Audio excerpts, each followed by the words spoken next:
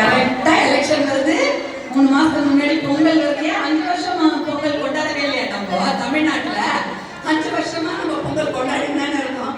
அப்பயே கொடுக்கலாம் 3000 ரூபாய். கரெக்டா எலெக்ஷன் பார்த்து 3000 ரூபாய் கொடுக்குறாங்கன்னா எதுக்கு? ஏமாத்துறதுக்கு தான். எதுக்கு? கோபமா இருக்கிறீங்க. என்னடா இது 100 நாள் வேலைன்னாங்க, அதாவது கொடுத்தாங்களா? யாருக்கும் வரல. 3 நாள் வந்துதா, 10 நாள் வந்துதா? 10 நாள் வந்துட்டு அப்ப கூட முழுசா 250 350 ரூபாய் வந்துதா? 59 ரூபாய். அது என்ன கணக்கு தெரியல. 69 ரூபாய், 79 ரூபாய் தானே வந்தது. 100 நாள் வேலைன்னு சொல்லிட்டு கொடுத்ததே 10 நாள் வேலை. அந்த 10 நாள் வேலைக்கு 69 ரூபாய், 59 ரூபாய். அப்ப டெல்லியில இருந்து வந்து சேர்க்குது 350 ரூபாய் ஒரு ஆளுக்கு. இந்த காசுல எங்க போச்சு? உங்களுக்கு தானே கொடுக்கணும்.